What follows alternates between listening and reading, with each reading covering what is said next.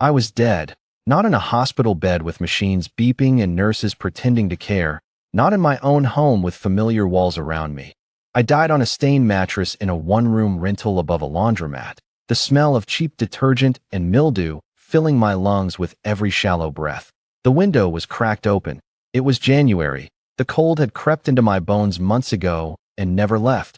On the floor beside the mattress, still sealed in a heavy cream envelope, lay a letter from a law firm I had never heard of, Vane and Ashworth, London. I had stared at it for 3 days, my fingers too weak to tear the paper. My heart was failing. I knew it. I had known for weeks. I had called Celia Sterling, my fourth sister, the medical student, and asked her to help me get a cardiologist. She had said, "You're not family. Asher, you never were. Stop calling." She hung up. I stopped calling. I stopped everything. 3 days ago, a courier had knocked. I had crawled to the door. He handed me the envelope and left.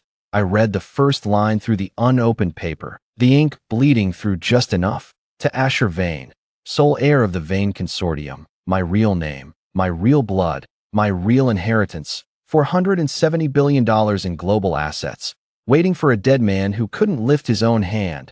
I died with the letter in my peripheral vision. My last thought was not of money. It was of the Sterling family banquet 7 years earlier, when Reginald Sterling stood at the head of the table and said, "Asher is not a Sterling. He never will be. Tonight, we welcome our true heir."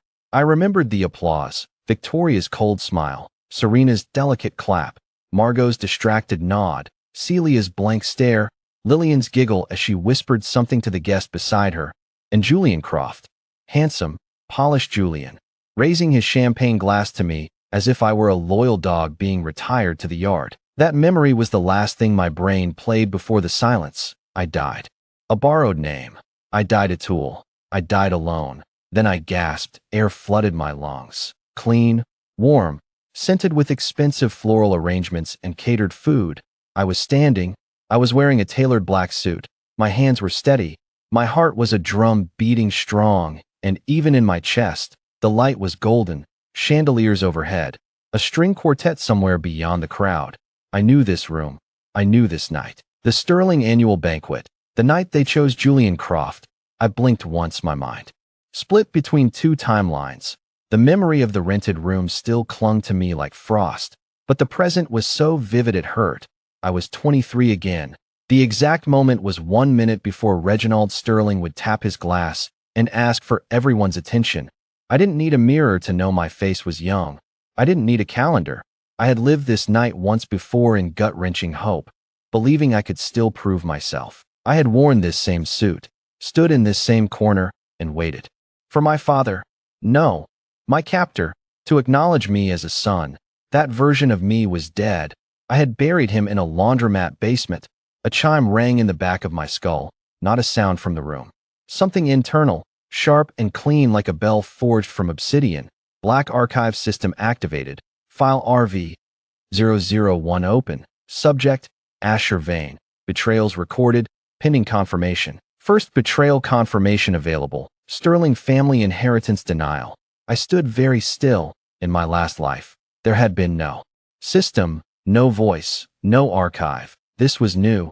This was the gift I had earned by dying with a sealed letter next to my corpse. The archive had been watching. Now it was awake. I looked across the ballroom. There they were, the Sterling family, arranged like a royal portrait at the center of the room. Reginald Sterling, silver-haired and barrel-chested, was already raising his champagne flute. Beside him, Celeste Sterling, my so-called mother, wore a gown the color of dried blood. She looked bored, as she always did when I was in her line of sight. Victoria Sterling, 27, stood with her arms crossed, her CEO-in-waiting posture already perfected. Serena Sterling, 25, glided through the crowd with a practiced media smile. Margot Sterling, 24, was showing someone her phone, probably her latest fashion brand metrics. Celia, 22, was texting, ignoring everyone. And little Lillian, 21, was laughing at something Julian Croft had just said. Julian Croft, the fraud, the golden boy, the man who, in my last life, had framed me for embezzlement, stolen my work, and watched me be escorted out of the building without a flicker of guilt. He was standing where I should have stood, At Reginald's right hand, the string quartet paused. Reginald tapped his glass. "Ladies and gentlemen," he boomed, "thank you for joining us on this very special evening." I didn't move. I waited. I had waited 7 years in a past life. I could wait 30 more seconds in this one. Tonight, we celebrate the future of Sterling Global. For over 20 years, my wife and I have opened our home to many. We have been blessed with 5 extraordinary daughters, and we have been charitable in our upbringing of others. His eyes found me across the room. A flicker, not of love, of disposal, but blood, Reginald continued, is the foundation of legacy. And while we have loved and provided for those outside our bloodline, a global enterprise requires a true heir, someone who shares our name, our values, our vision. After careful consideration, we have found that person. I saw it happen in real time. The audience turned slightly. The Sterling sisters straightened. Julian adjusted his cufflinks. "Please welcome the newest member of the Sterling family line, the man who will inherit my seat, my authority, and the future of Sterling Global, Mr. Julian Croft." Applause, enthusiastic, orchestrated, suffocating applause. Julian stepped forward and shook Reginald's hand. Celeste nodded with something resembling maternal warmth. Victoria clapped firmly. Serena beamed. Margot looked up from her phone long enough to clap 3 times. Celia didn't look up at all. Lillian cheered. In my last life, I had stood frozen in this moment, waiting for someone, anyone, to look at me, to say, "But what about Asher? He's been working here since he was 17. He closed the Nakamura deal last month. He's family too." No one had.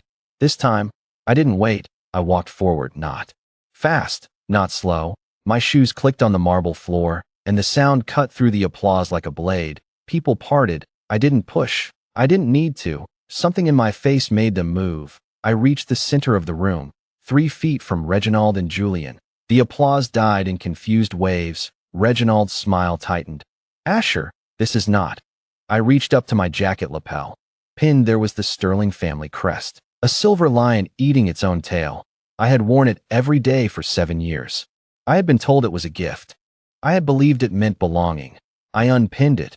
I held it up between 2 fingers, letting the chandelier light catch the metal. "You're right, Reginald," I said. My voice was calm. It was the calm of a man who had already died once and wasn't afraid of anything anymore. Blood is the foundation of legacy. I dropped the crest onto the polished floor. It clattered, spun, and settled near Reginald's shoe. "But you've mistaken whose blood matters." I turned to face the room, the sisters, the guests, the journalists near the back who were already recording on their phones. "My name is not Asher Sterling," I said. "It never was.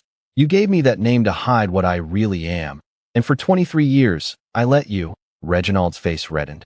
"What are you doing, security?" "My name," I said, loud enough for the entire ballroom, loud enough for the phones, loud enough for the archive of the world, "is Asher Vane, son of Dominic Vane, sole heir of the Vane Consortium. You adopted a charity case. You raised a titan, and tonight, you chose a fraud over me." A murmur swept the room. Vane Consortium.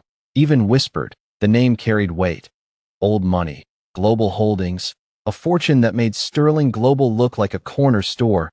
Victoria's arms uncrossed. "That's ridiculous. The Vanes have no living heir. Everyone knows that."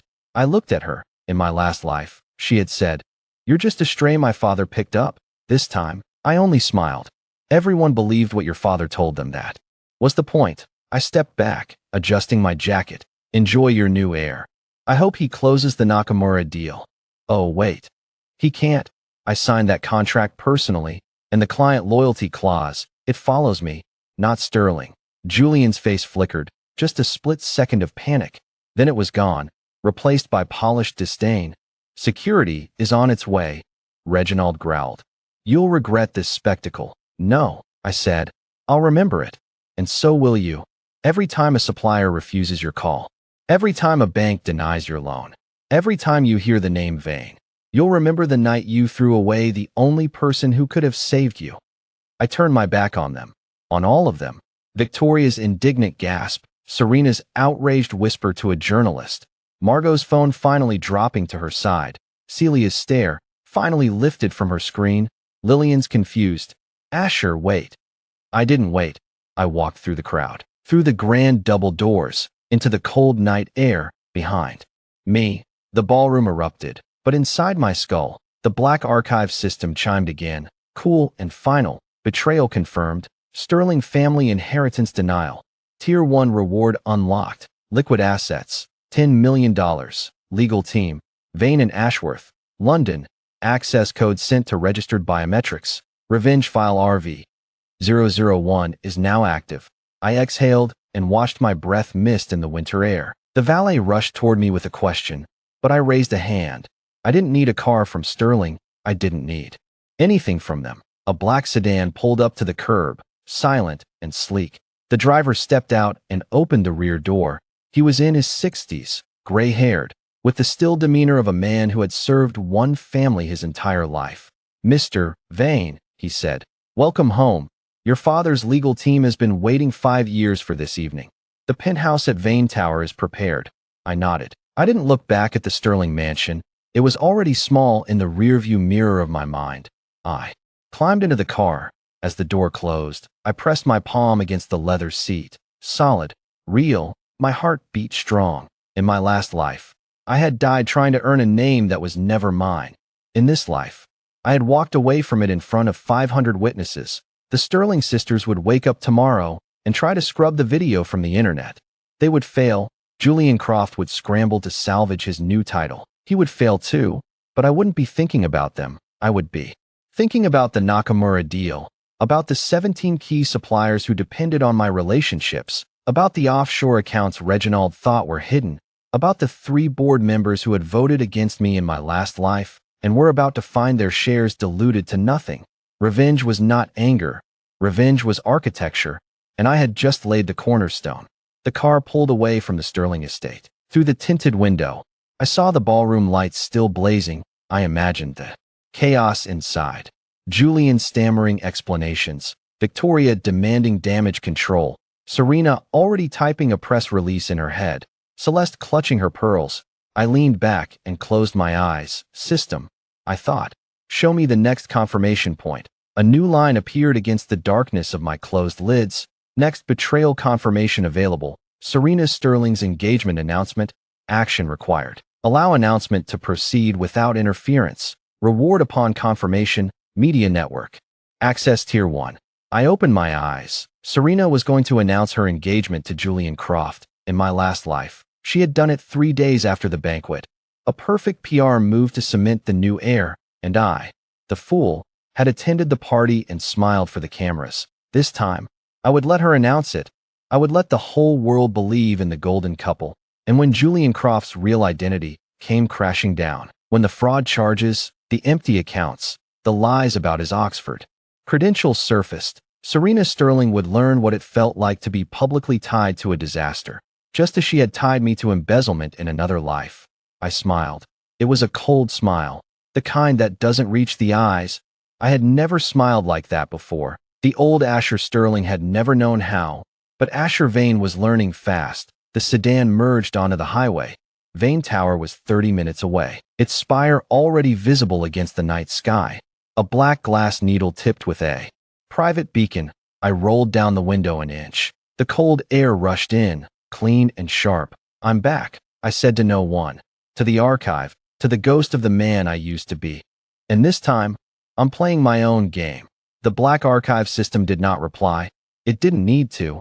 I could feel its presence like a shadow just behind my shoulder, patient, eternal, recording everything, somewhere in the dark. Milo the archivist was closing this section of the file, but the story was far from over. The Sterling sisters still didn't know that the man they had discarded was now the owner of every debt they owed. But they would, soon. The sedan glided through the city like a blade through silk. Streetlights streaked past, smearing gold across the tinted windows. I kept my palm flat against the leather seat, grounding myself in the texture, the temperature, the undeniable reality of being alive. The driver, his name was Aldrich, he had told me, did not speak again. He understood something that few servants of the wealthy ever learned. Silence was a luxury. And I had been starved of luxuries for a very long time. I closed my eyes. The black archive system was waiting behind my lids like a patient librarian. Betrayal confirmation complete. The system noted, accessing Tier 1 asset manifest. A list unfurled in my mind, crisp and organized. Liquid capital, $10 million. Untraceable, distributed across 7 offshore accounts. Access codes embedded in biometric signature. Legal representation, Vane and Ashworth. London, senior partners Martin Vane and Clara Ashworth have been notified of your activation, awaiting contact confirmation. Residential asset, Vane Tower, penthouse level, full ownership, staff retained, and awaiting arrival. Intelligence package, Sterling Global Supplier List, key client contracts, and 3-year financial projections, cross-referenced with known vulnerabilities. I opened my eyes. The last item was the most valuable. In my previous life, I had helped build Sterling Global. I knew every supplier, every client, every weak joint in the corporate skeleton, but knowing and proving were different things. The system had just handed me proof. Mr. Vane, Aldridge said quietly, we're approaching the tower. I looked up. Vane Tower rose from the financial district like a monument to old power, 67 stories of black glass and steel, its peak crowned with a private beacon that pulsed once every 10 seconds. A heartbeat of light visible across the entire city. I had passed this building dozens of times in my old life, always from the outside, always looking up. I had never known it was mine. The car pulled into an underground entrance, bypassing the public lobby. The garage was pristine, filled with vehicles that collectively cost more than Sterling Global's annual office maintenance budget. Aldridge parked beside a private elevator and opened my door. The penthouse is keyed to your biometrics, sir. The legal team is waiting in the conference room on level 66. They have been instructed to brief you immediately, unless you prefer to rest. I don't need rest, I said. I've been resting for 23 years. The elevator was silent and fast. I watched the floor numbers climb and thought about Serena Sterling. In 3 days, she would announce her engagement to Julian Croft at the Sterling family's spring gala.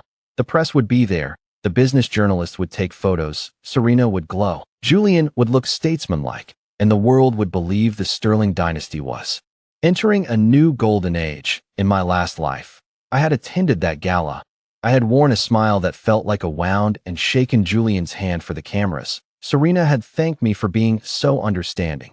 3 weeks later, she had begun drafting the press release that would destroy me.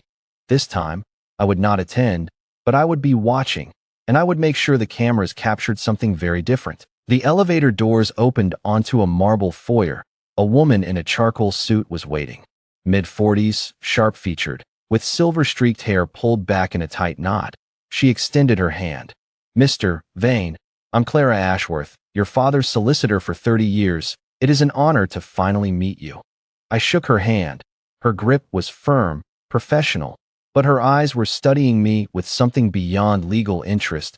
She had been searching for me, I realized, for years. The Vane Consortium had never stopped looking for Dominic Vane's missing son. The honor is mine, I said. I understand you've been waiting a long time. 5 years since your father's health began to decline. He never stopped believing you were alive.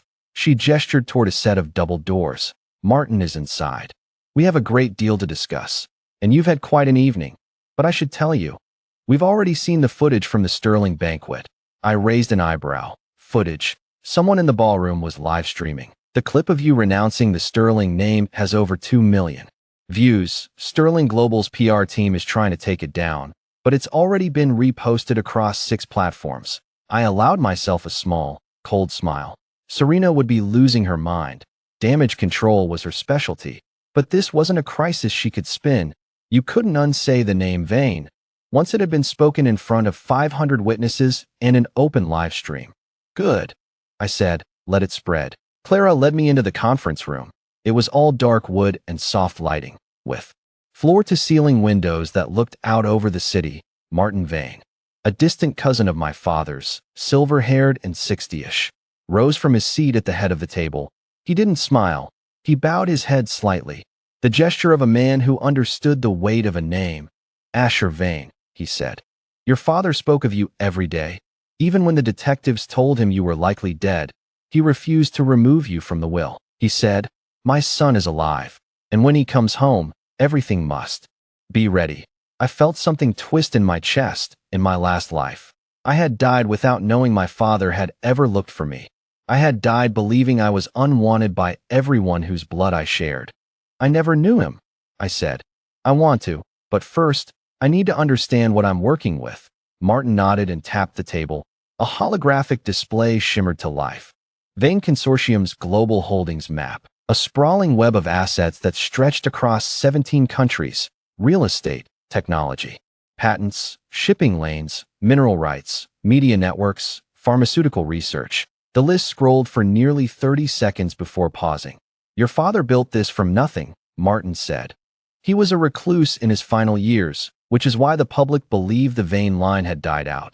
The consortium is managed by a trust, which you now control, total valuation, for $172 billion. Subject to market fluctuation, I absorbed the number without flinching. In my last life, I had died with $73 in a checking account registered to a name that wasn't mine. The Sterling Global Group, I said. What's our exposure to them? Clara pulled up a separate file. Minimal direct exposure. Sterling is a regional player. Real estate, some manufacturing, a small logistics division. They've been trying to expand into international markets for years, but they lack the capital. Their annual revenue is roughly $800 million. Profits have been declining for 6 consecutive quarters. I know, I said. I wrote the turnaround strategy they rejected 2 years ago. Clara and Martin exchanged a glance. I continued. Sterling Global is surviving on supplier relationships and client loyalty that I built. I closed their 3 largest accounts. I negotiated their manufacturing contracts. I personally guaranteed the Nakamura deal, which accounts for 40% of their projected revenue next year.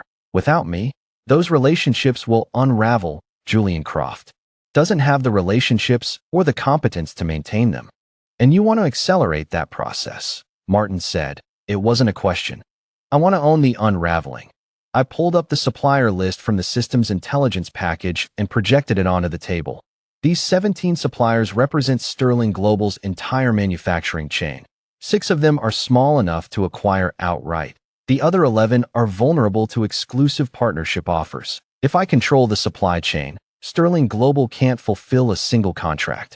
Clara was already taking notes. The acquisitions can be structured through shell companies. It will take time to avoid antitrust scrutiny, but it's feasible. I don't need all 17, I said. I need 5 of the 6 key suppliers. The rest will follow when they see their competitors signing with Vane. Start with Apex Industrial Components. They're Sterling's largest parts supplier, and their CEO has been unhappy with Reginald's payment delays for over a year.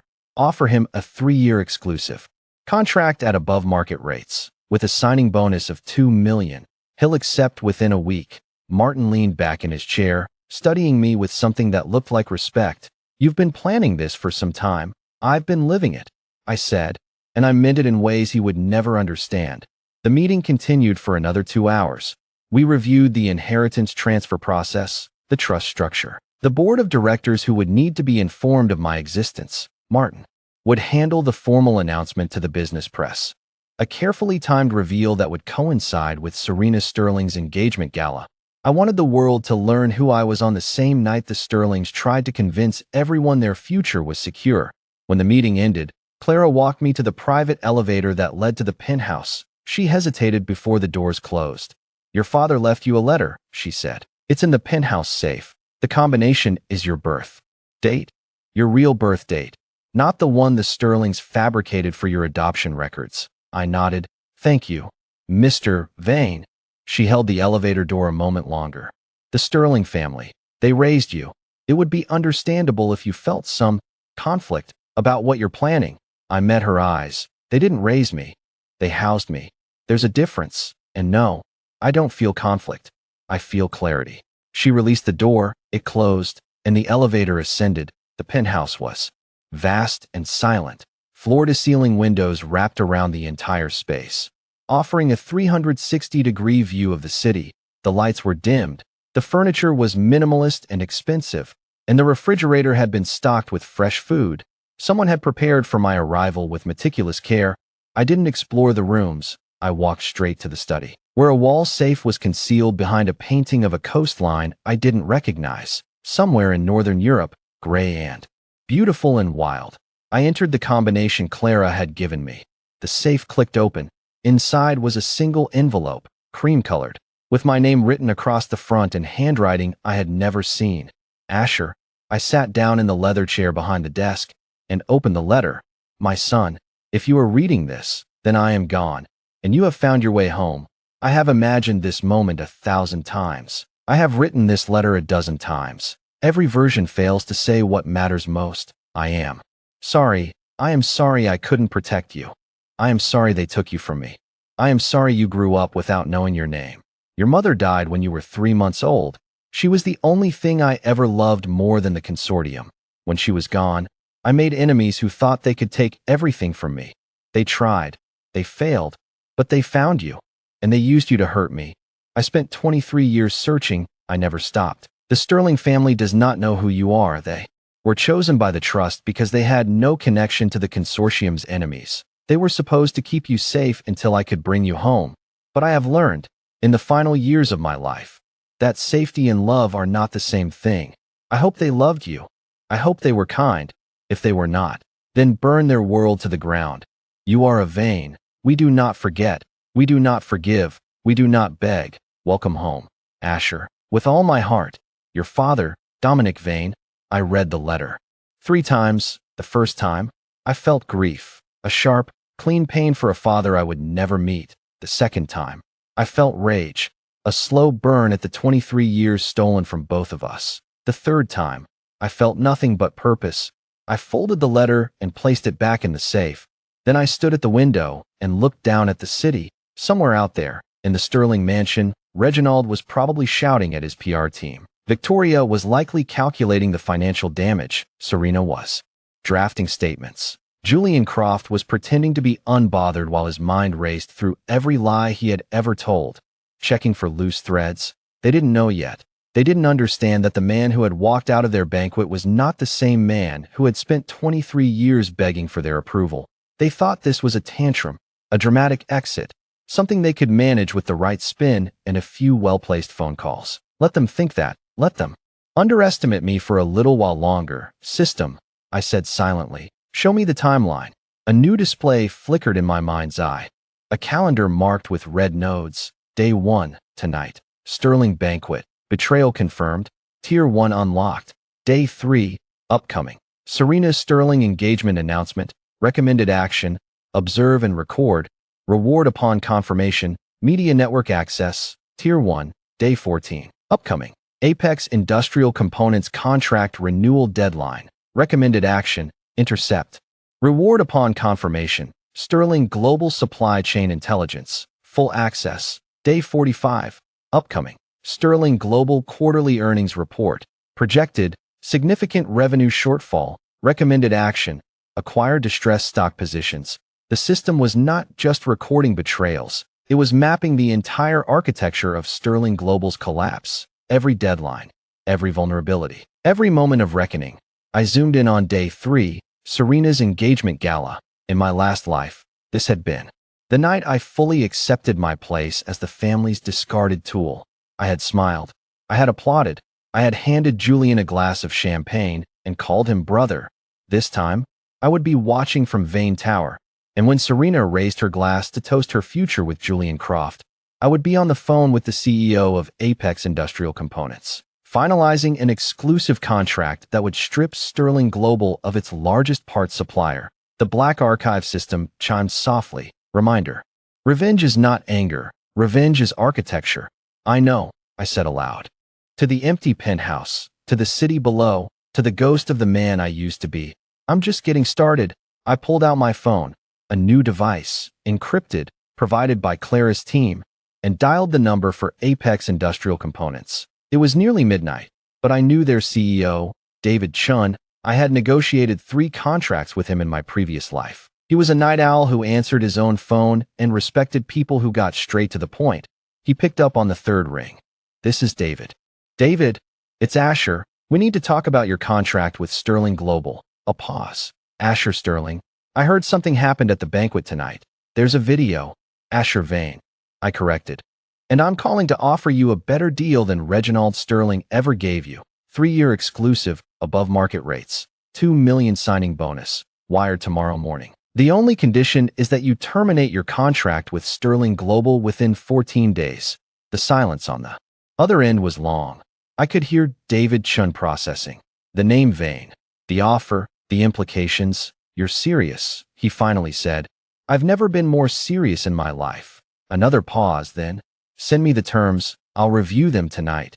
They'll be in your inbox within the hour. I hung up and allowed myself a moment of stillness. The first domino was tipping. It would take weeks, maybe months, for the full chain to fall.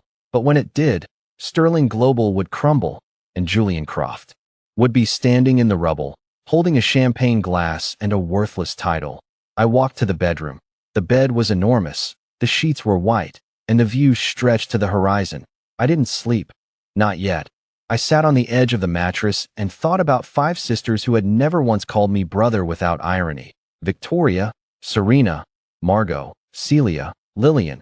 I remembered their faces from the banquet, the cold dismissal, the clapping for Julian, the way they had turned away from me as if I had already ceased to exist. They had no idea what was coming, but they would learn, not through cruelty. I wasn't cruel. I was simply no longer theirs to use. The black archive system pulsed in the back of my consciousness, patient and eternal. Revenge file RV-001. Status: active. Next milestone: 72 hours. 3 days until the engagement gala. 3 days until Serena Sterling tied her future to a man whose entire identity was a fraud. 3 days until I began dismantling everything the Sterling family had built on my back. I lay back on the bed and stared at the ceiling. I hope they're ready. I murmured. They weren't, but I was. The next 3 days passed with the quiet precision of a clock counting down to detonation. I did not leave Vane Tower. I did not need to. The penthouse became my command center, 67 floors above the city, wrapped in black glass and silence. Martin Vane and Clara Ashworth came and went with documents, briefings, and updates. The Apex Industrial Components contract had been signed within 18 hours of my phone call. David Chun had reviewed the terms, consulted his board, and made the only rational decision. Sterling Global had lost its largest parts supplier, and Reginald did not yet know. The black archive system kept its silent vigil in the back of my mind, tracking every moving piece with cold efficiency. Each morning, it presented me with a status update. Day 1, betrayal confirmed. Tier 1 assets unlocked. Apex Industrial acquisition initiated. Day 2, Apex Industrial contract signed. Legal team engaged for supplier chain restructuring. Sterling Global monitoring active. Day 3, Serena Sterling engagement gala. Surveillance protocols in place. Media network access pending. The third morning, I stood at the window and watched the sun rise over the financial district. Somewhere across the city, in the Sterling mansion, servants were already preparing for the evening's gala. Flowers were being arranged. Champagne was being chilled. Serena was probably standing in front of a mirror, practicing her smile for the cameras, imagining the headlines that would call her the next great Sterling matriarch. She had no idea that tonight, the only headlines would be about me. My phone buzzed. Clara Ashworth. Mr. Vane, the press release is ready. We've prepared 2 versions, one for immediate release if the gala proceeds without incident, and one for reactive deployment if the Sterling's attempt to preempt our announcement. Martin recommends waiting until approximately 8 o'clock tonight, when the gala is at peak attendance. Agreed, I said. What about the media network access? We've secured partnerships with 3 major financial news outlets. When the announcement drops, it will be carried simultaneously across all 3. The Sterling PR team will not be able to contain it. Good. And the journalist, Elena Marchetti. She's one of the best investigative reporters in the city. She's been briefed on the Sterling Vane connection and has agreed to break the story exclusively. She's also been given access to the adoption records and the trust documents. She'll be at the gala tonight, embedded as a guest of a Sterling board member. I allowed myself a thin smile. Elena Marchetti had written a profile of Reginald Sterling 3 years ago that had been flattering to the point of sycophancy. She had quoted Serena extensively and had described the Sterling family as the beating heart of the city's old money establishment. Tonight, she would write a very different story. Tell her to wait until Serena makes the engagement toast, I said. I want Julian standing beside her when the questions start. Understood. Is there anything else? Yes. The Sterling sisters. Have they made any statements about the banquet video? Clara paused. I could hear her scrolling through something on her end. Victoria Sterling has been silent. She's reportedly been in back-to-back meetings with the Sterling board. Serena Sterling released a brief statement yesterday calling the video a family matter taken out of context. Margot Sterling deleted her social media accounts. Celia and Lillian have made no public comment. And Reginald. He gave an interview to a local business podcast. He claimed you were a disgruntled former employee who had been terminated weeks ago and chose the banquet to stage a dramatic scene. He denied any connection between Sterling Global and the Vane Consortium. I laughed. It was a short, cold sound. He denied the connection. Perfect. When the adoption records surface, that denial will make him look like either a liar or a fool. Either outcome works for me. Shall I send the records to MS Marchetti? Yes, send everything. The adoption paperwork, the trust agreement, the private investigator reports my father commissioned over the years, and include the letter. The one my father wrote before he died. Clara was silent for a moment. The letter is personal, Mr. Vane. Once it's published, you can't take it back. I don't want to take it back. I want the world to know that Dominic Vane searched for his son for 23 years while Reginald Sterling pretended I was a charity case. I want everyone at that gala to understand exactly what the Sterling family stole from me. As you wish, I'll have the documents delivered to MS Marchetti within the hour. I ended the call and turned back to the window. The sun was fully up now, bathing the city in pale winter light. From this height, the Sterling mansion was invisible, just another estate lost among the tree-lined streets of the old money district. In a few hours, it would be flooded with guests, journalists, and the false warmth of a family that had never known how to love anything but its own reflection. System, I thought. Show me the gala guest list. A new display flickered into my awareness. The system had compiled the guest list from Sterling Global's event planning servers. 247 names, cross-referenced with their professional affiliations and social connections. I scanned it quickly. The usual suspects were all there: board members, investors, business journalists, socialites, a handful of minor celebrities. Julian Croft had invited several of his Oxford connections, none of whom, I knew from my previous life, had actually attended Oxford with him. And at the bottom of the list, marked as a +1 of board member Gerald Haskins, was Elena Marchetti. Elena Marchetti, investigative journalist. Clearance, full access granted, status, briefed, and embedded. I closed the display. Everything was in place. The trap was set.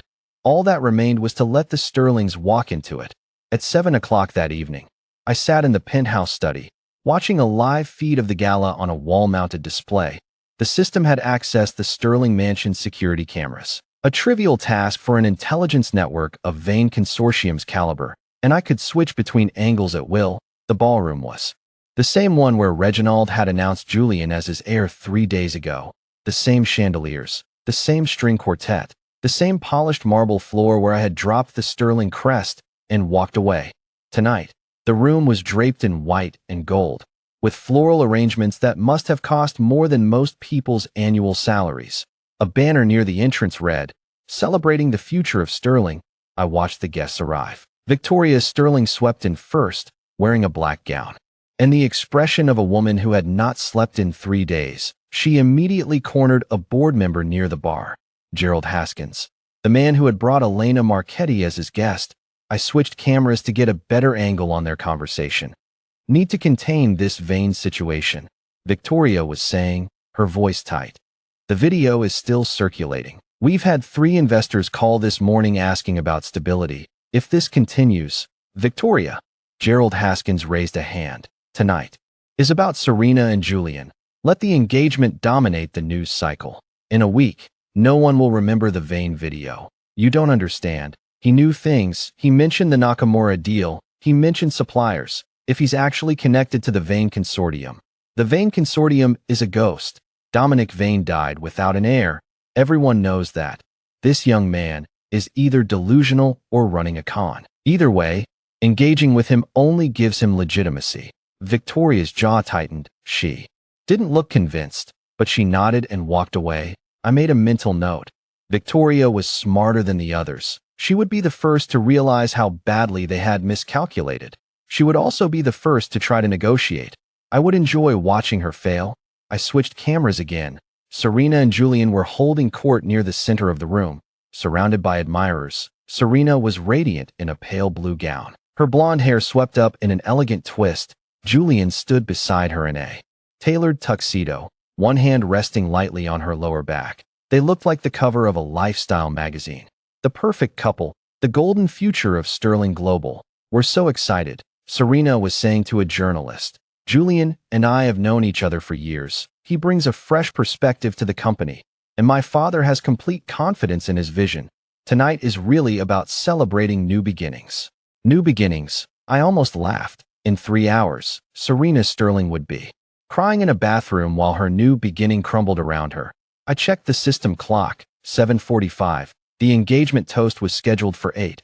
Elena Marchetti was somewhere in the crowd, her phone loaded with documents that would detonate like a bomb the moment she began asking questions. System, I said. Activate media network access. Prepare for release. Media network access. Tier 1 unlocked. Channels. CNBC, Bloomberg, Financial Times Digital, press release standing by. Coordinated release in 15 minutes. I leaned back in my chair and watched the clock tick toward 8. At exactly 8 o'clock, Reginald Sterling took the stage. He looked older than he had 3 days ago. The strain of the video, the investor calls, and whatever else was happening behind the scenes had carved new lines into his face. But his smile was polished, his voice steady as he tapped the microphone. Good evening, everyone. Thank you for joining us on this very special night. I switched to the main ballroom camera. The crowd had gathered in a semicircle around the stage. Victoria stood near the front, arms crossed. Margot was beside her, looking bored. Celia and Lillian were near the back, whispering to each other. Serena and Julian stood at the edge of the stage, waiting for their cue. 3 days ago, Reginald continued, we announced a new chapter for Sterling Global. Tonight, we celebrate that chapter with joy and gratitude. My daughter Serena has found a partner who shares our values, our vision, and our commitment to this family's legacy. Please join me in welcoming the future of Sterling, Serena and Julian. Applause filled the ballroom. Serena and Julian stepped onto the stage, hand in hand, glowing with practiced happiness. Julian raised a champagne flute. Thank you, Reginald. Thank you, everyone. Julian's voice was smooth, polished, the voice of a man who had spent years perfecting the art of saying nothing while sounding profound. When I first met the Sterling family, I knew immediately that this was something special, not just a business, but a legacy, a family, and I am deeply honored to become part of it. Serena beamed. Julian and I share a vision for Sterling Global's future.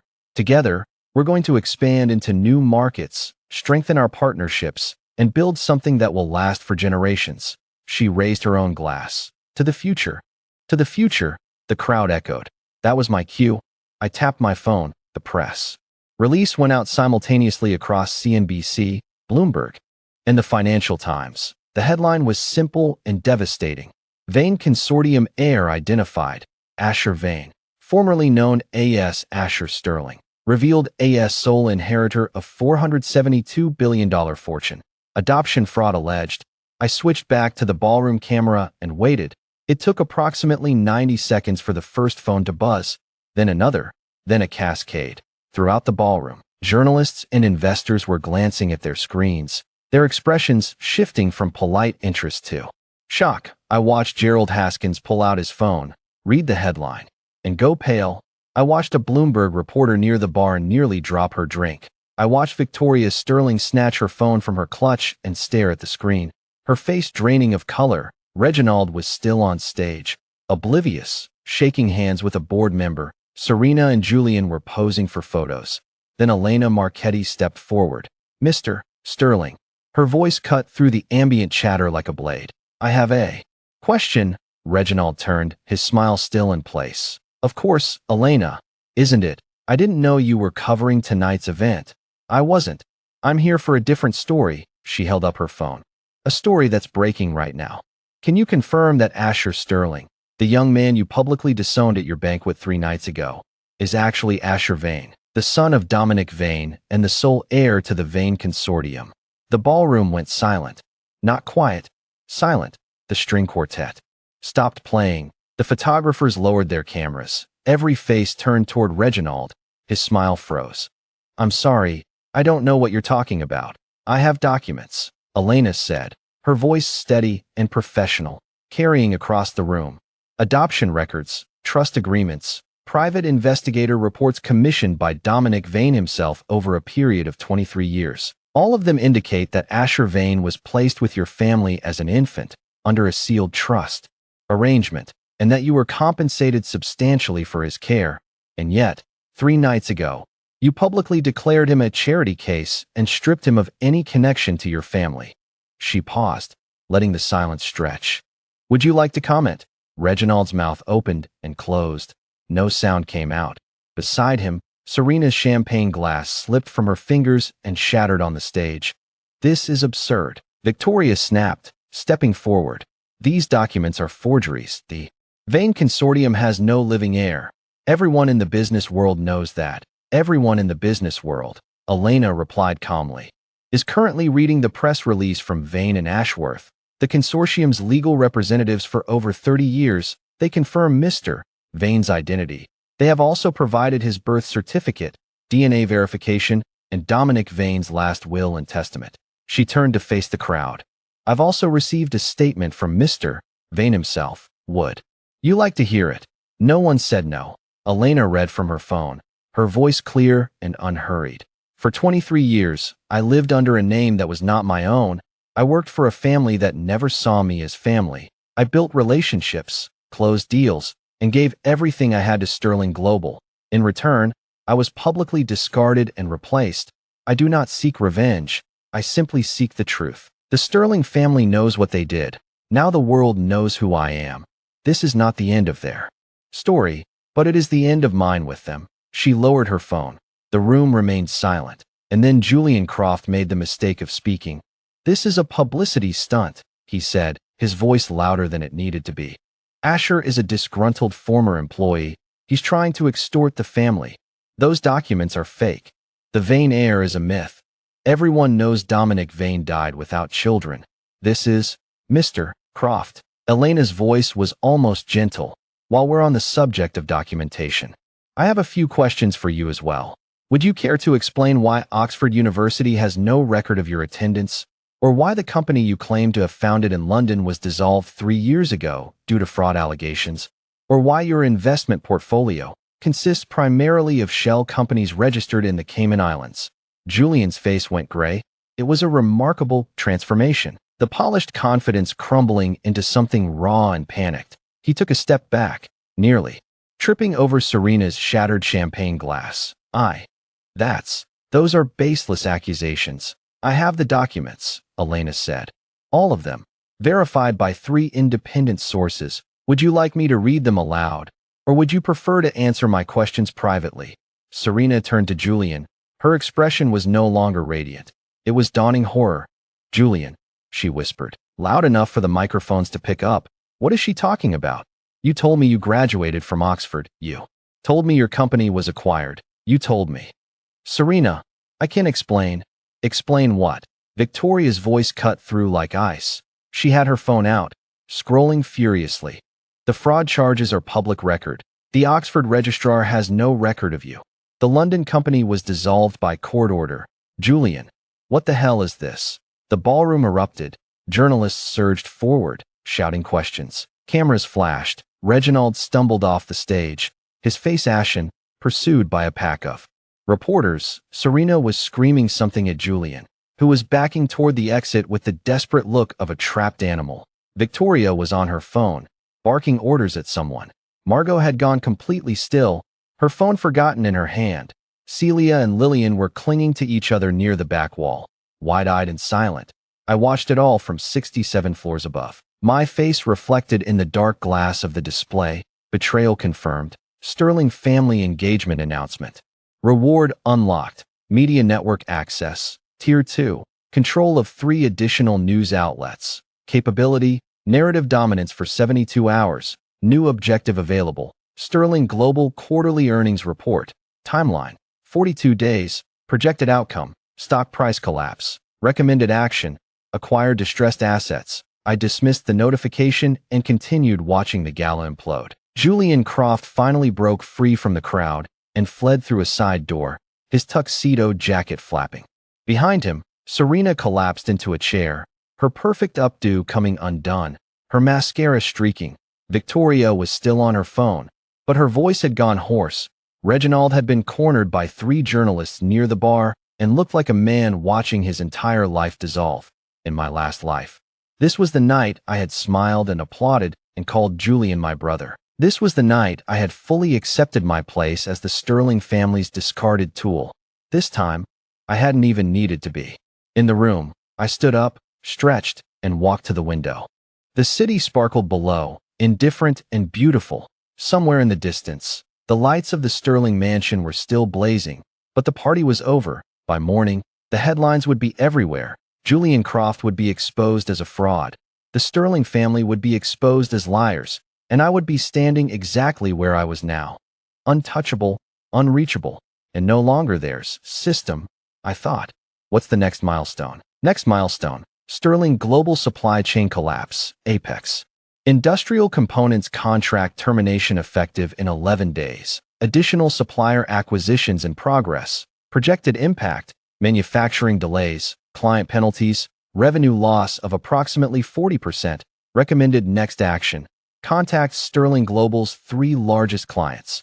Offer them direct contracts through Vane Consortium subsidiaries. Remove all remaining client loyalty from Sterling Global. I nodded to myself. 11 days until the next domino fell, and when it did, Sterling Global would begin to bleed. I pulled out my phone and sent a single message to Clara Ashworth. Schedule calls with Nakamura, Brighton Industries, and Meridian Logistics. Let's take the rest of their clients. Then I turned off the display, poured myself a glass of water, and sat in the darkness of the penthouse, listening to the silence. In my last life, I had died in a rented room with a letter I couldn't open. In this life, I had just watched the Sterling Empire crack down the middle, and I hadn't even raised my voice. Revenge was not anger. Revenge was architecture, and I was just beginning to build. The Sterling mansion burned through the night, not with fire. With scandal, the footage from the engagement gala spread faster than any press release could contain. By midnight, Elena Marchetti's article was the top story on every major financial news platform. By 2 in the morning, Julian Croft's name was trending alongside words like fraud, fake Oxford graduate, and Cayman Islands shell companies. By dawn, the Sterling family had issued exactly 0 coherent statements, because there was nothing coherent left to say. I slept well. The penthouse bed was soft, the silence was deep, and my conscience was clear. When I woke, the Black Archive system was already waiting with its morning update. Day 4 post-activation, status report, media network control, Tier 2 active. Narrative dominance maintained across 6 major outlets. Sterling Global stock, down 14% in pre-market trading. Julian Croft, location unknown. Last seen fleeing the Sterling mansion at 8:47 p.m. Serena Sterling, admitted to private medical facility for exhaustion. Victoria Sterling, emergency board meeting scheduled for 10:00 a.m. today. Pending objective, Apex Industrial Components contract termination, countdown, 10 days, recommended action. Proceed with client acquisition. Nakamura, Brighton Industries, and Meridian Logistics remain vulnerable to direct offers. I showered, dressed, and made coffee in the penthouse kitchen. The espresso machine was Italian and probably cost more than my first car. The one I had bought with money I saved from 3 summers of working construction in high school, because Reginald didn't believe in allowances for non-family members. I had sold that car to help pay for Margot's first fashion show. She had never thanked me. I pushed the memory aside and called Clara Ashworth. Good morning, Mr. Vane. I assume you've seen the news. I've seen enough. What's the boardroom situation? Victoria has called an emergency session. Reginald is reportedly unable to attend. His physicians are calling it a cardiac event. Celeste Sterling has not been seen in public since the gala. The board is in chaos. 3 members have already resigned. Gerald Haskins, the one who brought Elena Marchetti as his guest, has retained a personal attorney. I took a sip of coffee, and the clients, Nakamura's office called this morning. They've seen the news. They're concerned about Sterling Global's stability. I told them you would call personally within the hour. Good. Patch me through. The call with Kenji Nakamura lasted 12 minutes. He was a cautious man in his 60s who had built his family's manufacturing business into a global player through careful judgment and a nose for weakness. I had earned his trust in my previous life by delivering on every promise I ever made to him. In this life, that trust was still mine to claim. Asher, he said, his voice warm despite the early hour. I was very sorry to hear about your situation with the Sterling family, and very surprised to learn your true identity. Dominic Vane was a legend in our industry. My father built something remarkable. I intend to honor his legacy. I paused, letting the words settle. Mr. Nakamura, I'm going to be direct with you. Sterling Global is going to collapse. Not today, not next week, but within the next 3 months. Their supply chain is already fracturing. Their largest parts supplier has signed an exclusive contract with a Vane subsidiary. When the next quarterly earnings report comes out, their stock is going to fall off a cliff. Nakamura was silent for a moment. You're telling me this because you want my business. I'm telling you this because I respect you. You gave Sterling Global their first international contract because I promised you quality and reliability. I am making you that same promise now, but under the Vane Consortium banner, same quality, better reliability, and a company that isn't about to implode. And if I stay with Sterling, then your manufacturing timeline will be disrupted by parts shortages within 3 weeks. Your deliveries will be delayed. Your clients will be unhappy. And when Sterling finally goes under, you'll be scrambling to find a new partner while your competitors have already locked in their contracts with me. Another pause, then Nakamura laughed. A short, surprised sound. You've changed, Asher. The young man I negotiated with 2 years ago was eager to please. You sound different. I'm not eager to please anymore. I'm eager to win. Send me the terms. If they're competitive, you'll have my signature by end of week. I hung up and called Brighton Industries next, then Meridian Logistics. Both calls followed the same pattern, acknowledgement of my true identity, a frank assessment of Sterling Global's impending collapse, and an offer that was too good to refuse. By noon, I had verbal commitments from all 3 clients. By evening, the contracts would be drafted. By the end of the week, Sterling Global would have lost over 60% of its projected revenue. The Black Archive system chimed approvingly. Client acquisition milestone reached. Sterling Global projected revenue loss updated. 62%. Additional reward unlocked. Sterling Global debt portfolio access. Current outstanding debts, $430 million. Vane Consortium has acquired 15% of distressed debt at discount. Continued acquisition recommended. I leaned back in my chair and stared at the ceiling. $430 million in debt. In my previous life, I had spent months trying to convince Reginald to restructure the company's debt load. He had ignored me. Julian Croft had told the board that debt was a tool for growth. Now the debt was a noose, and I was holding the other end of the rope. The next 10 days were a masterclass in corporate dismantling. I didn't rush. I didn't need to. Every day, another piece of Sterling Global's foundation crumbled. Apex Industrial Components formally terminated their contract on day 7, citing irreconcilable concerns about Sterling Global's financial stability. 2 smaller suppliers followed within 48 hours, both having signed exclusivity agreements with Vane subsidiaries. The manufacturing division announced a 2-week production delay on day 9. On day 10, Nakamura, Brighton, and Meridian formally withdrew their contracts and signed with Vane Consortium. The Sterling board held 4 emergency meetings in that span.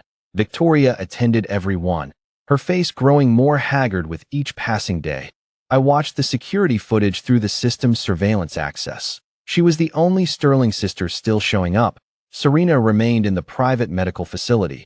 Margot had reportedly flown to Europe. Celia and Lillian had gone silent. Julian Croft resurfaced on day 8, not in person, through a hastily written statement posted to a burner social media account, denying all allegations and claiming he was the victim of a coordinated smear campaign. The statement was deleted within 3 hours after Elena Marchetti published a follow-up article detailing his history of fraud across 3 countries. He disappeared again. The police in 2 jurisdictions had opened investigations. On day 11, the Black Archive system woke me with a new notification. Major milestone reached. Sterling Global supply chain collapse achieved. Manufacturing capacity reduced by 70%, client retention, 12% of previous portfolio, stock price, down 41% from pre-gala levels, new objective available, Sterling Global quarterly earnings report, timeline, 28 days, projected earnings, catastrophic, market response, accelerated sell-off, recommended action, acquire controlling interest in distressed debt, target, 60% of total outstanding obligations, new reward unlocked. Sterling Global Board Communication Intercept, full access to internal emails, messages, and meeting minutes. I was eating breakfast when I accessed the board communications for the first time. The most recent email thread was from the night before, timestamped at 11:43 p.m. The subject line was, "Vein situation, urgent." It was a chain between Victoria and the remaining board members. Victoria Sterling, we need to discuss a direct approach to Asher. He's systematically dismantling our supply chain and poaching our clients. This is not random. This is targeted. We need to understand what he wants. Board member, Thomas Redding. What he wants to destroy us. The question is whether we can offer him something to stop. Victoria Sterling, we offered him nothing for 23 years. What exactly do you propose we offer now? Board member, Thomas Redding. The company is bleeding. If we don't stop the bleeding, there won't be a company to save. We need to negotiate. Victoria Sterling. And what leverage do we have? He's worth $472 billion. He doesn't need money. He doesn't need us. He's not doing this because he wants something from us. He's doing this because he wants us to suffer. Board member, Gerald Haskins. Then give him what he wants. Victoria Sterling. Which is what? Gerald. Board member, Gerald Haskins. Us. On our knees, apologizing. Publicly. The chain ended there. Victoria hadn't replied. I closed the email and finished my breakfast. Gerald Haskins, the man who had unknowingly brought Elena Marchetti to the gala, had finally understood something the Sterling sisters still couldn't grasp. This wasn't a negotiation. This wasn't a business dispute. This was a reckoning. And the only currency that mattered was humiliation. But humiliation alone wouldn't be enough in my last life. They had humiliated me for years and never lost a minute of sleep over it. I needed them to lose everything. The company, the mansion, the reputation, the future they had chosen Julian Croft to secure. I needed them to understand, in their bones, what it felt like to be discarded. My phone buzzed. It was Clara. Mr. Vane, we've received a communication from Victoria Sterling's office. She's requesting a meeting. In person. She says she's willing to come to Vane Tower. I smiled. 11 days of silence. And Victoria was finally ready to negotiate. Tell her no, sir. I'm not ready to meet with her yet. She's not desperate enough. She's still trying to control the situation. When she's ready to beg, not negotiate, then we'll talk. Understood. I'll relay your response. And Clara, send her a copy of the debt portfolio. Let her see how much of Sterling Global's debt we've already acquired. No commentary, just the numbers. That will terrify her. That's the point. I hung up and walked to the window. The city was gray today, clouds hanging low over the financial district. From this height, I could see this Sterling Global building, a modest 30-story tower near the edge of downtown. Its logo still gleaming on the top floor. In my last life, I had walked into that building every day for 7 years. I had believed, with the naive certainty of the unloved, that hard work would eventually earn me a place at the table. Now I was going to own the table, and the building, and every chair in it. The quarterly earnings report arrived on schedule. 28 days later, I watched the broadcast. From my penthouse study, the Sterling Global Board had decided to hold a public earnings call, a desperate attempt to project stability in the face of collapsing confidence. Victoria Sterling presided, flanked by the 3 remaining board members. She looked like she had aged 5 years in a single month. Her makeup couldn't hide the shadows under her eyes, and her voice had lost its cold command. She sounded tired, brittle. Good morning. Thank you for joining us. She shuffled papers, buying time. Sterling Global has faced unprecedented challenges this quarter. The unexpected departure of key personnel, combined with supply chain disruptions and client transitions, has impacted our revenue projections. However, we believe the fundamental strength of our business remains intact, and we are pursuing several strategic initiatives to stabilize.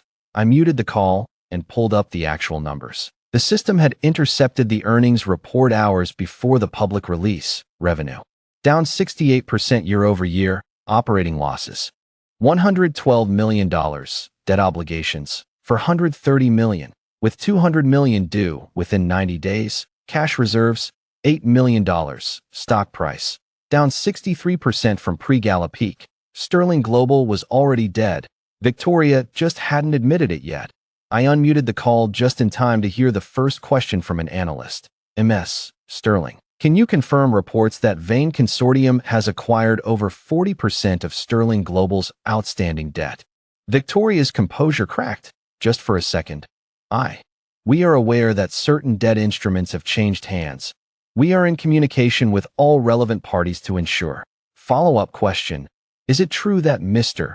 Asher Vane personally controls the entities that now hold that debt? Silence. 5 seconds of dead air. We cannot comment on Mr. Vane's personal investment strategies. Another question. Given Mr. Vane's public statements about his treatment by the Sterling family, does the board have any plan to address the conflict of interest inherent in having your primary antagonist also serve as your primary creditor? We are exploring all options. Would one of those options be a formal apology to Mr. Vane? Victoria didn't answer. The board member beside her, Thomas Redding, leaned into the microphone. We're going to take a brief recess. Thank you for your questions. The feed cut to a holding screen. I laughed, a short and genuine sound they had prepared for. Questions about revenue, questions about supply chains, questions about Julian Croft. They had not prepared for the question they should have seen coming from a mile away. Would you apologize to the man you discarded? The answer, I knew, was that Victoria Sterling would rather watch her company burn than say the words, I was wrong. It was the one thing I had always known about her. She was proud, she was cruel, and she was incapable of admitting fault. That pride would cost her everything. 3 days after the earnings call, the breaking point arrived. Sterling Global's creditors called in their loans. The remaining debt, the portion I hadn't yet acquired, came due all at once, triggered by covenant violations in the earnings report. The company had 90 days to pay $200 million it didn't have. Bankruptcy attorneys began circling. The stock dropped another 30% in a single trading session. And then Julian Croft resurfaced for the last time. I learned about it from the system's surveillance intercept. A security camera at the Sterling mansion captured Julian arriving in the middle of the night, disheveled and frantic, demanding to see Serena. The guards let him in. The camera in the main hallway caught what happened next. Serena came down the stairs in a robe, her face pale and hollow. She had been released from the medical facility 2 weeks earlier, but hadn't been seen in public since. When she saw Julian, she stopped mid-step. You. Her voice was barely audible on the recording, but I could hear the venom in it. You have the nerve to come here. Serena, please, I need help. The police. They've frozen my accounts. The fraud charges. They're talking about extradition.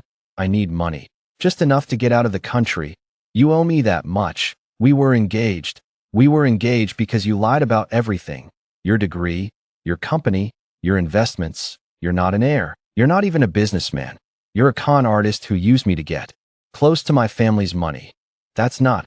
I loved you. You loved my father's checkbook. Serena's voice cracked. Do you know what they're saying about me? About my family? My mother won't leave her bedroom. My father is on heart medication. Victoria hasn't slept in weeks. And it's all because we chose you. We chose you over Asher. We threw him away for you. Julian took a step toward her. Serena, please. Just 100,000. That's nothing to your family. I'll disappear. You'll never hear from me again. Serena stared at him for a long moment. Then she laughed. A broken, hollow sound that echoed through the empty hallway. We don't have $100,000. We don't have anything. The company is bankrupt. The mansion is being appraised for sale. My trust fund was leveraged against company stock that's now worth pennies. You picked the wrong family to con. Julian, you're just as broke as you are. Julian's face went through several expressions in rapid succession. Shock, disbelief, anger, and finally, a desperate, ugly rage. You're lying. The Sterling family is worth hundreds of millions.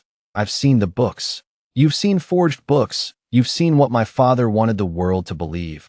The truth is, we've been bleeding for years, The only thing keeping us afloat was the Nakamura deal and the supplier relationships that Asher built. And now he's taken all of them back. Serena turned away. Get out of my house. If you're still here in 5 minutes, I'll call the police and tell them exactly where to find you. Julian stood frozen for a moment, his hands clenching and unclenching at his sides. Then he spun and stormed out, nearly colliding with a security guard in the doorway. I replayed the scene twice. The first time, I felt satisfaction, cold and clean and long overdue. The second time, I felt something unexpected, not pity, not forgiveness, but a sense of completion. The man who had framed me in another life, who had stolen my work and destroyed my reputation and watched me die in a rented room, was now running from the police with empty pockets and no one left to con. In the end, Julian Croft wasn't a mastermind. He was just a small man who had been handed an opportunity by an even smaller family system. I thought, what's the status on the debt acquisition? Sterling Global Debt Portfolio, 61% acquired. Remaining debt, $170 million, distributed among 7 creditors. 3 creditors have signaled willingness to sell at discount. Recommended action: acquire all remaining debt within 14 days. Estimated total cost, $93 million.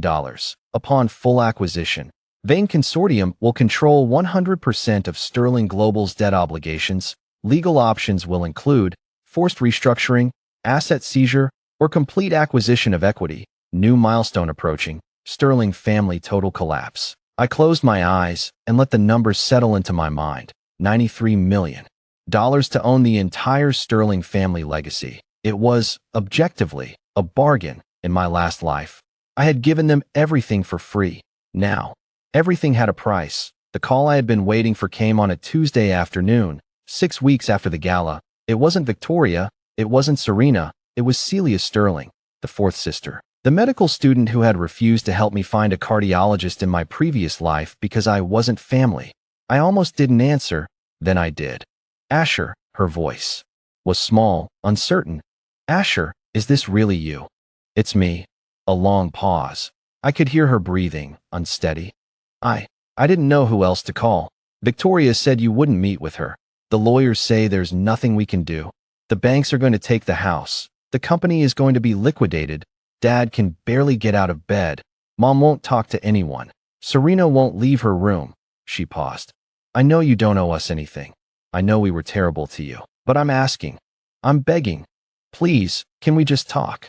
I let the silence stretch. In my last life, I had called her from a payphone near the laundromat, my heart failing, my voice weak, and asked her to help me find a doctor. She had said, "You're not family.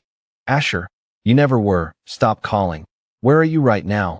I asked. I'm at the house, the Sterling mansion. They're going to take it next week. The auction is already scheduled. Stay there, I said. I'll come to you. I hung up before she could respond. The Sterling mansion looked smaller than I remembered. I arrived in a black Vane Consortium sedan, the same one Aldridge had driven on the night of the banquet. The gates were open. The security company had been let go 2 weeks earlier. According to the system's intelligence, the gardens were overgrown. The fountain in the circular driveway was dry. The grand facade still gleamed, but it was the gleam of a corpse dressed for a funeral. Celia met me at the front door. She was alone. She had lost weight, and her eyes were red from crying. When she saw me step out of the car, she flinched, not from fear, but from something closer to shame. "You came," she said. I said I would. She led me inside. The mansion's interior was still opulent, but the signs of decay were everywhere. Furniture had been removed, sold, probably, to cover emergency expenses. The staff was gone. The chandeliers were still lit, but the light felt hollow. Celia led me to the main sitting room, and there they were, all 5 sisters, all 5 of the women who had clapped for Julian Croft and turned their backs on me. Victoria sat in a high-backed chair near the window, her posture rigid, her face a mask of controlled fury. Serena was on the couch, wrapped in a blanket, her eyes empty. Margot stood near the fireplace, arms crossed, staring at the floor. Celia hovered near the doorway, and Lillian, the youngest, sat in the corner with her knees pulled up to her chest, looking like a child who had just learned the world was not kind. Reginald and Celeste were not present. I assumed they were upstairs, In whatever state of collapse the past 6 weeks had left them in, no one spoke for a long moment. Then Victoria rose from her chair. Asher, her voice was strained, but she was still trying to sound authoritative. Thank you for coming. We need to discuss the debt situation. We're prepared to offer you a restructuring proposal that would allow Sterling Global to continue operations while gradually repaying. No. The word was simple, quiet, final. Victoria blinked. I'm sorry. No restructuring, no gradual repayment, no continuation of operations. I walked to the center of the room and stood where everyone could see me. Sterling Global is dead. You killed it the night you chose Julian Croft. I'm just the one signing the death certificate. That's not. We can still salvage. You can't salvage anything. I turned to face her. You came to me 6 weeks ago asking for a meeting. I refused because you weren't ready. You were still trying to negotiate. You still thought you had leverage. Do you understand now? Victoria, do you understand that you have nothing to offer me? Her mask cracked. Just a hairline fracture, but I saw it. We have the Sterling name. We have a century of legacy. You have a mansion that's being auctioned next week. You have a company with $8 million in cash and $430 million in debt. You have a father who can't get out of bed and a mother who won't speak. You have a former heir who's fleeing the police. And you have a name that is now synonymous with fraud, incompetence, and cruelty. I paused. That's what you have. Victoria, that's your leverage. Serena made a sound. A choked sob. Victoria's face went pale. Then why are you here? Victoria's voice was barely a whisper now. If there's nothing to salvage, why did you come? I looked at her, then at Serena, then at Margot, Celia, and Lillian. I came because Celia asked me to, and because I wanted to see. I wanted to see the 5 of you, together, in the house where you told me I wasn't family. I wanted you to understand what you did. We know what we did, Margot said, her voice bitter. You've made sure the whole world knows. No. The world knows what you lost. They don't know what you did. Not really. I turned to Serena. In another life, you wrote a press release that destroyed me. You called me a traitor and a thief. You smiled while you did it. Serena stared at me, confusion breaking through her grief. What are you talking about? I never wrote. You didn't, not yet. But you would have? I turned to Celia. In another life, I called you from a payphone. I was dying. I asked you to help me find a doctor. You told me I wasn't family and hung up. Celia's face went white. Asher. I would never. You did. Not yet. But you would have? I turned to Victoria. In another life, you told me I was just a stray your father picked up. You said I should be grateful for the scraps you threw me. And when I died alone in a rented room above a laundromat, none of you came. None of you even knew. The room was silent now. Even Victoria had stopped breathing. You're talking like this already happened, Margot said slowly. Like you remember it. I didn't answer. I didn't need to. The black archive system pulsed in the back of my consciousness, silent and eternal. The keeper of every memory I would never speak aloud. The point, I said, is that I know exactly who you are, not who you pretend to be at galas and board meetings, who you are when no one is watching, when there's no camera, when there's no consequence. You are the kind of people who use someone up and throw them away. You did it to me for 23 years. You were about to do it again with Julian Croft, until you found out he was using you first. That's not fair, Lillian whispered from her corner. I didn't. You didn't stop them either. I looked at her, and something in my gaze made her flinch. You never stopped them. None of you did. You watched. You let it happen. And when it was over, you clapped for the man who took my place. Lillian started crying. I didn't look away. So here's what's going to happen, I said, turning back to Victoria. Next week, the bank will auction this house. I will be the highest bidder. The week after that, Sterling Global will formally declare bankruptcy. I will acquire the remaining assets through the debt I already hold. The Sterling name will be removed from every building, every letterhead, every public record. It will be as if Sterling Global never existed. Victoria's mask shattered entirely. Her face crumpled, and for the first time in her life, I saw tears in her eyes. Asher, please, there has to be something we can do, something we can offer you. We're your family. You are not my family. My voice was calm. It was the calm of absolute certainty. You never were. I was a prisoner in your house for 23 years. and I didn't even know it, but I know it now, and I'm free. I turned and walked toward the door. Behind me, Serena broke into sobs. Margot shouted something I didn't catch. Lillian called my name. Celia stepped into my path. Asher, wait. Her voice was raw. You said I refused to help you. In another life. When you were dying? I don't remember that. But I believe you. She swallowed hard. I'm sorry. I'm so sorry for whatever I did. For whatever I would have done. I'm sorry. I looked at her for a long moment, Celia. Sterling, the fourth sister, the one who had told me I wasn't family. Your apology is noted, I said, but it doesn't change anything. I stepped around her and walked out of the Sterling mansion for the last time. The black archive system chimed as I climbed into the sedan. Major milestone reached. Sterling family personal surrender achieved. All 5 sisters have acknowledged defeat. Final objective. Sterling global total acquisition. Timeline. 14 days.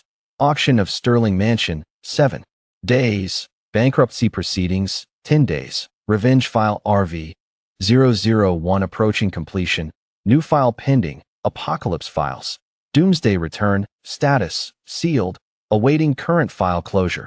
I looked out the window as the car pulled away.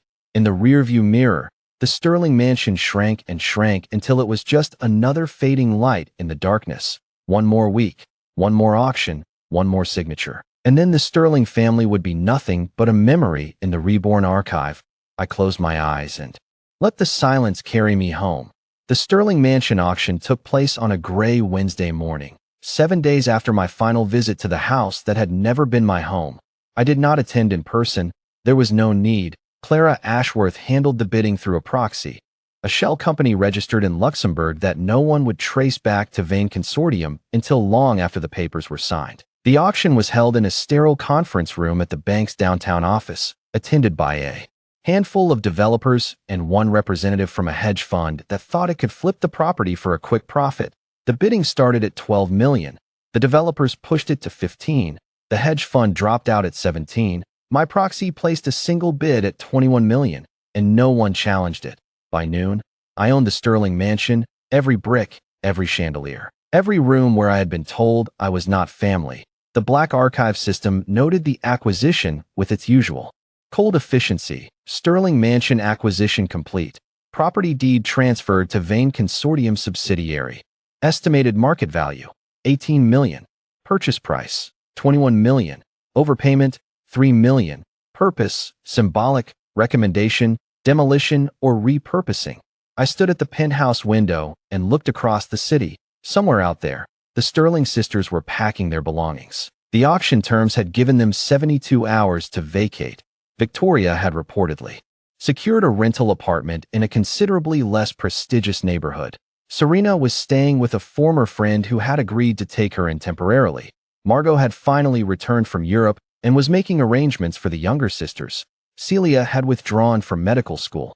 She couldn't pay the tuition.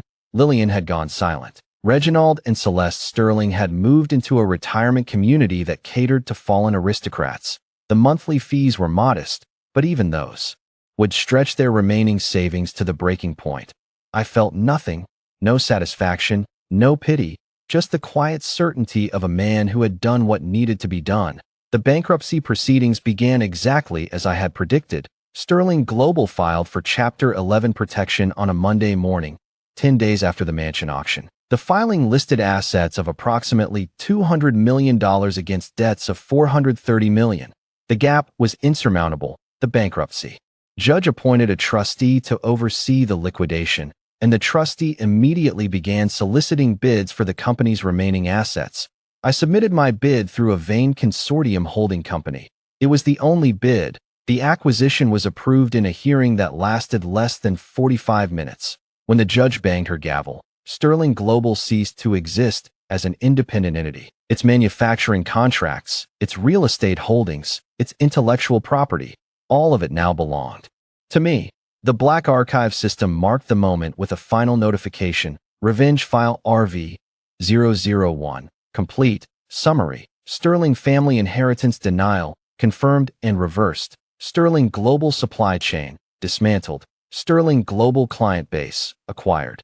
Julian Croft identity fraud, exposed. Sterling global debt, fully acquired and converted to equity. Sterling Mansion, acquired. Sterling Global bankruptcy and acquisition, complete. Final revenge tier achieved. Total annihilation, reward. Vane Consortium full control unlocked. All assets, accounts, and subsidiary operations now under direct command. Additional reward. Apocalypse files access key. One-time use. Activation upon next file opening. The Black Archive System records. Revenge file RV-001 closed. Subject Asher Vane. Outcome successful. Betrayers neutralized. I closed the notification and sat in the silence of the penthouse. It was done. Not the way a story ends. There was no final page, no closing credits. But the way a storm passes, the wreckage was behind me. The sky ahead was clear. I thought about my father's letter, still sitting in the safe behind the painting of the northern coastline. If they were not kind, then burn their world to the ground. I had not burned it. Burning was too quick, too merciful. I had dismantled it piece by piece, in full view of the world, until there was nothing left but ashes and memories and 5 sisters who would spend the rest of their lives knowing exactly what they had. Thrown away, that was better than fire. That was justice. 3 weeks after the bankruptcy, I received an unexpected message. It came through Clara, who forwarded it with a note that read simply, "You may want to see this. The sisters have made a public statement." I pulled up the video. It had been posted to a small news platform, not one of the major outlets I controlled, but a local channel that still covered the remnants of the Sterling story. The video showed all 5 Sterling sisters seated in what looked like the living room of a modest apartment. No chandeliers, no floral arrangements, no polished marble floors, just beige walls and a sagging sofa and 5 women who had aged a decade in 3 months. Victoria spoke first. Her voice was steady, but there was no authority left in it. Just the hollow echo of someone who had finally accepted defeat. 6 months ago, our family made a public announcement regarding Asher Vane, formerly known as Asher Sterling. We said things that were untrue. We treated him in ways that were unjust. We allowed someone we trusted, our father, to make decisions that caused irreparable harm to a person who had done nothing but work for our family's success. She paused. I could see her hands trembling slightly in her lap. We are making this statement because we want the public record to reflect the truth. Asher Vane was never a charity case. He was never a disgruntled employee. He was a child who was placed in our family's care under false pretenses, and instead of treating him with the dignity he deserved, we allowed him to be used and discarded. We were complicit, all of us. Serena spoke next. She had cut her hair short, and her eyes were still hollow, but her voice was clear. I personally participated in the narrative that erased Asher's contributions to Sterling Global. I prioritized the company's image over the truth. I chose a man I barely knew, a man who turned out to be a fraud, over someone who had been part of our household for 23 years.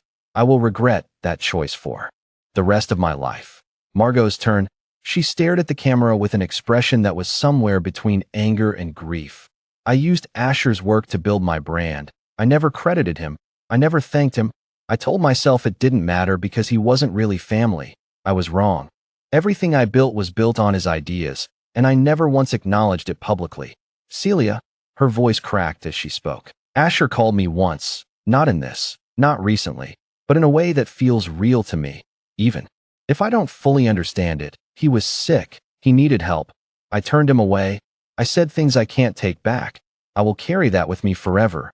Finally, Lillian, the youngest, she looked at the camera with red-rimmed eyes and spoke in a voice so quiet the microphone barely picked it up. I never said anything. I just watched. I let it happen.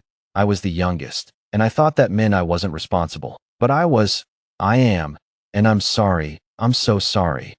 Victoria spoke again, concluding the statement. We are not asking for forgiveness. We are not asking for Asher to contact us, or to help us, or to acknowledge this statement in any way. We are making this statement because the truth matters, and because Asher Vane deserves to have the public record reflect who he really is, a man of extraordinary talent and integrity who was treated unjustly by the family that should have protected him. She looked directly into the camera.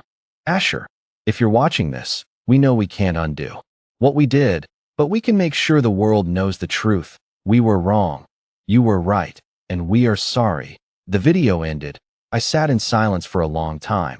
The black archive system pulsed quietly in the back of my mind, not speaking, just observing. They had done the one thing I had not expected. They had apologized. Not in private, not through lawyers, not as part of a negotiation. They had apologized publicly, with no expectation of anything in return. Victoria, the proudest of them all, had looked into a camera and said the words I had waited a lifetime to hear. I closed the video. I did not save it. I did not watch it again, but I did not delete it either. The final chapter of the Sterling story came a month later. I was in the Vane Tower conference room, reviewing quarterly projections for the newly acquired Sterling assets, now rebranded as Vane Industrial Division, when Clara Ashworth entered with an unusual expression on her face. "Mr. Vane, you have visitors?" I didn't schedule any visitors. They didn't schedule. They're outside the building. All 5 of them. The Sterling sisters. They're asking to see you. They say they won't leave until you agree to speak with them. I set down my tablet. "How long have they been out there?" "About 2 hours. Security has asked them to leave several times. They refuse. They're not causing a disturbance. They're just standing there, waiting." I walked to the window and looked down. From 67 floors up, the figures at the base of the tower were small and indistinct, but I could make out 5 shapes standing near the main entrance. They weren't holding signs. They weren't shouting. They were just standing in the cold, waiting for something that might never come.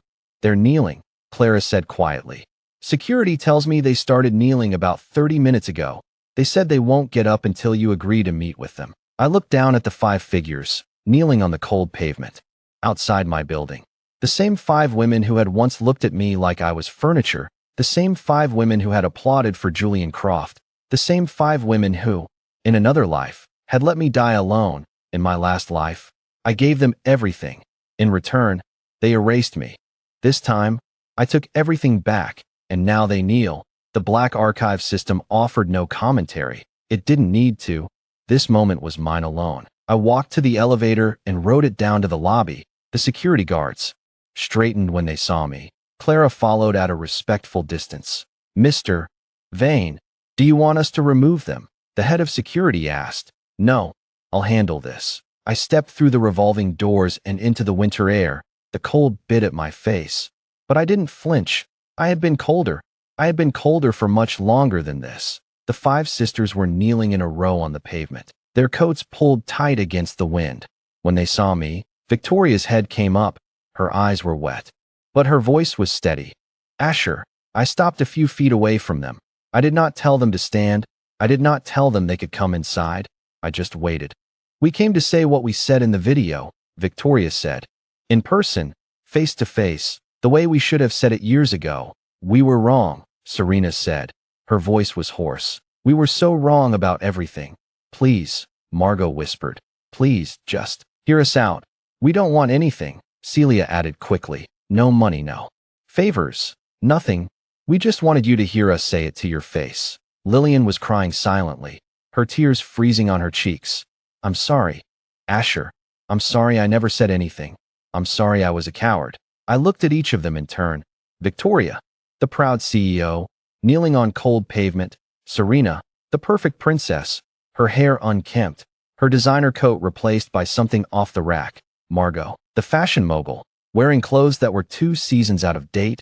Celia, the future doctor, her medical career over before it began. Lillian, the baby of the family, who had never said anything because she had been too young to understand and old enough to know better. In my last life, I would have broken. I would have helped them up. I would have told them it was okay, that I forgave them, that we could start over. I would have given them everything and asked for nothing, because that was the kind of fool I had been. But that man died in a rented room above a laundromat. The man standing here now was someone different. "I've seen your statement," I said. "I've heard your apologies, and I want you to understand something." They looked up at me, their faces full of desperate, fragile hope. "Your apologies are noted, but they don't change what you did. They don't undo 23 years of cruelty dressed up as charity. They don't bring back the man I was before your family got its hands on me." I paused. "I don't forgive you. I don't owe you forgiveness, and I never will." Victoria's face crumpled. Serena let out a sob. Margot closed her eyes. Celia bowed her head. Lillian kept crying. But I continued, and the word hung in the cold air like a held breath. I am not going to make you kneel here forever. That would make me like you. And I am nothing like you. I turned to the head of security, who was watching from the doorway. Call them a car. Take them wherever they want to go. Make sure they get there safely. Then I looked back at the 5 sisters. This is the last time I will ever see you. Go live. Your lives. Go be better than you were. Go prove that you learned something from all of this. But do not contact me again. Do not come here again. The chapter is closed. I turned and walked back into Vane Tower. Behind me, I heard Victoria say something. A choked, thank you, or I'm sorry, or maybe both. I didn't turn around. I didn't stop. The elevator doors closed. The car ascended, and somewhere behind me, the Sterling sisters rose from their knees and climbed into a car that would take them back to whatever remained of their lives. That night, I sat alone in the penthouse, looking out at the city. The Black Archive system was quiet. For the first time since my rebirth, there were no pending objectives, no betrayal confirmations, no revenge milestones waiting to be achieved. The file was closed. The archive had recorded everything, but the archive never slept.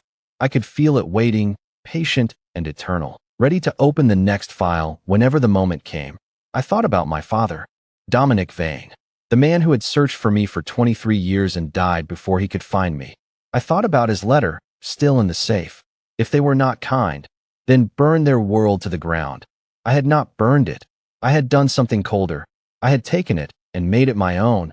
I had taken their company, their mansion, their name, and their future, and I had reshaped them into something they would never recognize. And then I had let them walk away, not forgiven, not redeemed, just released. That was enough. That was more than they deserved, and less than they feared. That was justice.